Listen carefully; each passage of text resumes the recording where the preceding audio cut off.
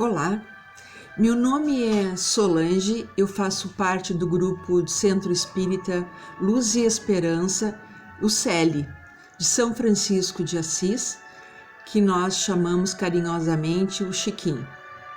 E hoje a nossa proposta é fazer umas pílulas do Evangelho no sentido de estar podendo nos amenizar a nossa saudades nesse período em que estamos vivendo.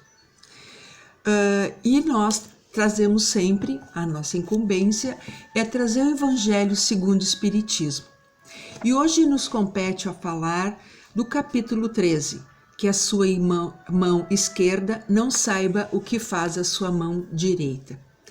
Essa metáfora que Jesus utilizou para que a gente pudesse compreender melhor a palavra caridade é de que fosse de forma natural, espontânea, que a gente fizesse o bem aos demais sem nos ostentar, que fôssemos natural do nosso próprio ser, assim como seres genuínos que somos. Então, Kardec elegeu alguns pontos para nós melhormos compreender. Ele fala sobre fazer o bem sem ostentação, os infortúnios ocultos, o óbolo da viúva, convidar o pobre e os estropiados e ajudar sem esperar recompensa. Mas nas instruções dos espíritos, Kardec ele foi muito feliz em eleger 12 passagens dos nossos amigos espirituais que estavam lá no mundo espiritual, onde eles nos trazem formas de como nós podemos fazer a nossa melhoria terrena, enquanto nós estamos encarnados aqui. E nós, como sabemos, nós somos os trabalhadores da última hora. E temos a incumbência maior ainda de nos apropriar da palavra caridade. Mas o que é caridade? Lá no livro dos Espíritos, na pergunta 886, diz qual o verdadeiro sentido da palavra caridade sentida e vivida pelo nosso Mestre Jesus.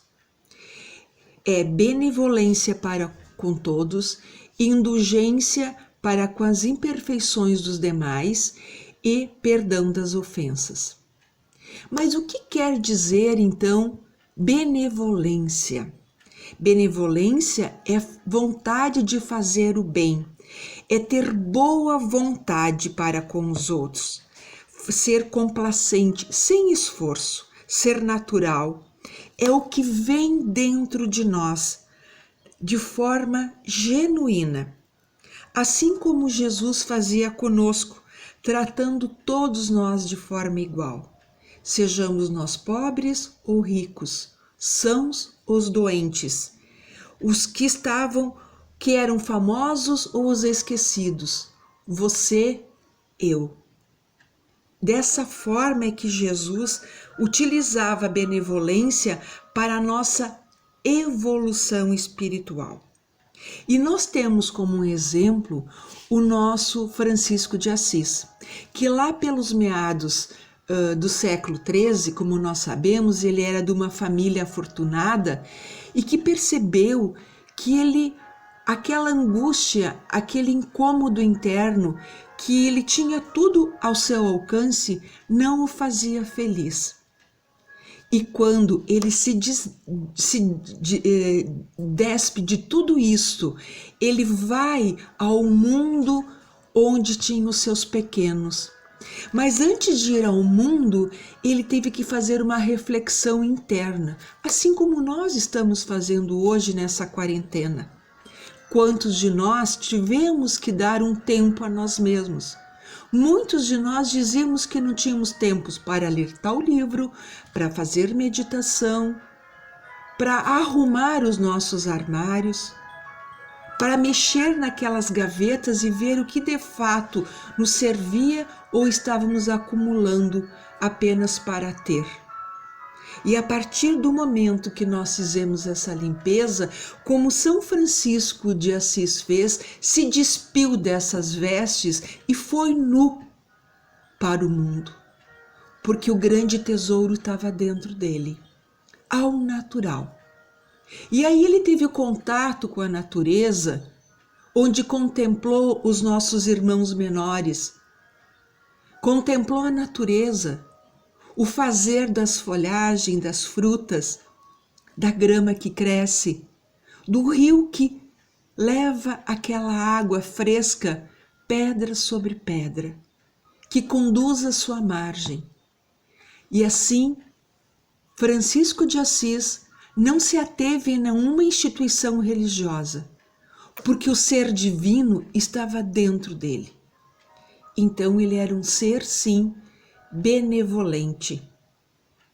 E também era indulgente. Indulgente para com as imperfeições dos outros. Como nós somos falhos, como nós temos equívocos na nossa vida.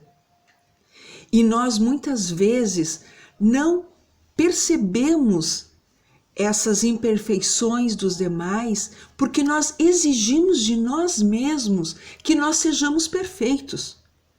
Mas, sabendo que nós estamos num mundo de provas e expiações, indo para o de regeneração, e esse é o grande momento, a grande oportunidade de nos rever as nossas atitudes, o nosso modo de olhar para nós e para com os outros. Onde nós temos que ver que as nossas imperfeições nos torna pequenos, nos torna seres a serem revistos novamente pela nossa divindade. E essa grande oportunidade de estar nesta oportunidade terrena, nessa grande catástrofe que esse vírus está causando a todos nós, onde percebemos que nós dependemos dos outros, dependemos sim daquelas pessoas que estão na linha de frente, tanto na área da saúde, como na segurança pública, como no transporte. Estamos com um olhar naquelas pessoas que antes passavam por nós. Hoje nós temos um olhar diferente. Acredito até diferente para conosco, porque quando nós nos voltamos para nós mesmos, percebemos que temos sim que ver essas nossas imperfeições e ser mais tolerante para com os outros, com a nossa família, o sentir a saudade e não poder abraçá-los e rever de uma forma tão simples como foto. Eu estava esses dias vendo exatamente isso, como nós nos apegamos a tirar fotos e muitas vezes nós não revimos esses momentos que tivemos de forma genuína com os nossos queridos, com os nossos familiares, com os nossos amigos, com um grupo de pessoas que a gente conviveu, com lugares lindos que fomos.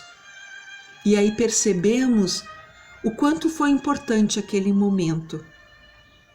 E nisso nos remete como nós temos que rever essas nossas pequenezes.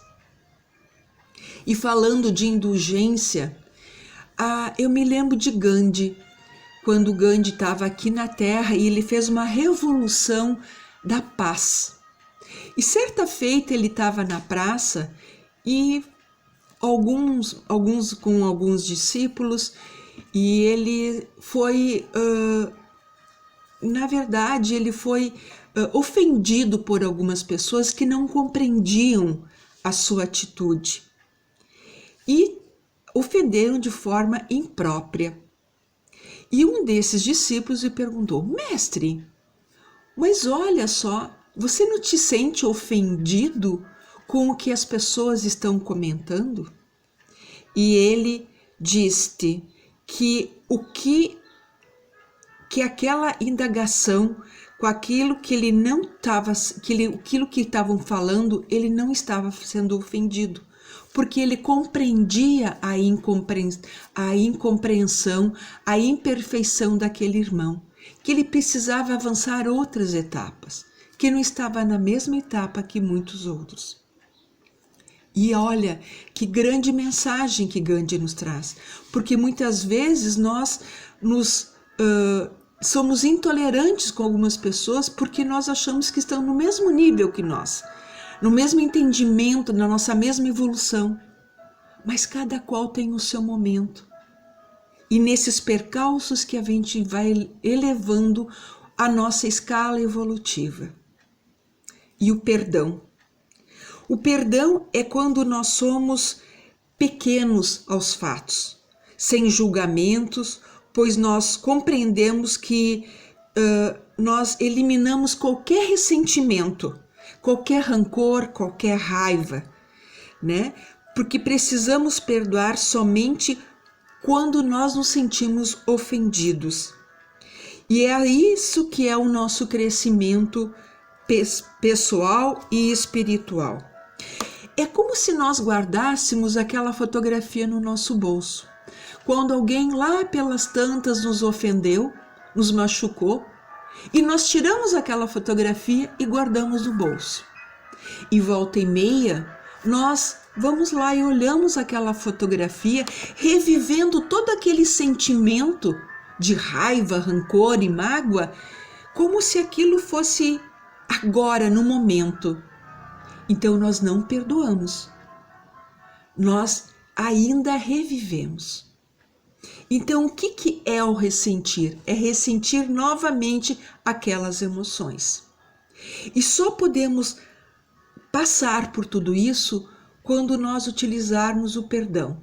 Não esquecer de que fomos machucados, porque isso vai nos servir como lição, de que nós somos imperfeitos e que aquilo que foi dito nos serviu para alguma coisa, desde que nós façamos esse autodescobrimento, isso levarmos dentro da gente e que nós possamos compreender melhor a nossa pequenez diante do outro.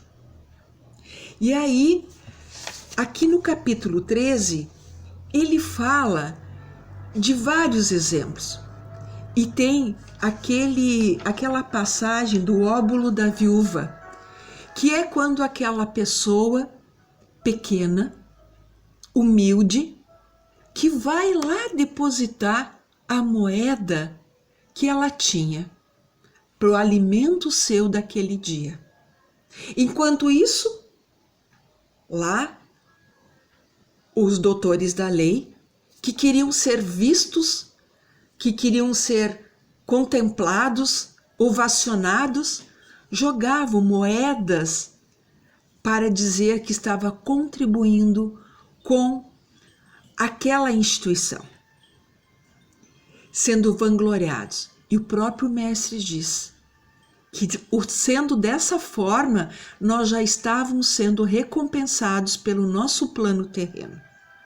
Que o verdadeiro sentido da palavra caridade era como aquela mulher franzina, genuína, que estava entregando aquela moeda que fazia falta para a sua alimentação naquele dia. E diz assim: aquele que quer ajudar o seu irmão com sinceridade encontrará 1000 maneiras de fazê-lo. E nós estamos vendo agora tudo isso. Basta ligar as redes sociais, que antes os meios de comunicação buscavam notícias que eram de boom para poder dar ibope. E hoje, principalmente a TV, os rádios estão buscando grupos ou pessoas que estão fazendo de forma genuína o auxílio daqueles irmãos que estão necessitando nesse momento, tanto material quanto moral. Nós também podemos estar fazendo essas vibrações nos nossos lares, vibrando através de orações, de irradiação de luz ao nosso planeta, a todas aquelas pessoas que estão acamadas, que estão doentes, aqueles profissionais da saúde, da segurança, que estão se expondo.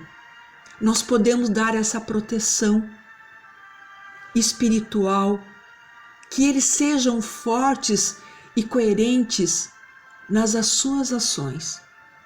que não basta levar apenas o remédio, mas a palavra, o carinho, o olhar. Quando nós ficamos doentes, nós percebemos o quanto é importante o consolo de uma palavra de alguém, a mão amiga.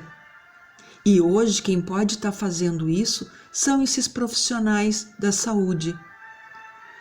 E eles recebam então toda essa nossa vibração.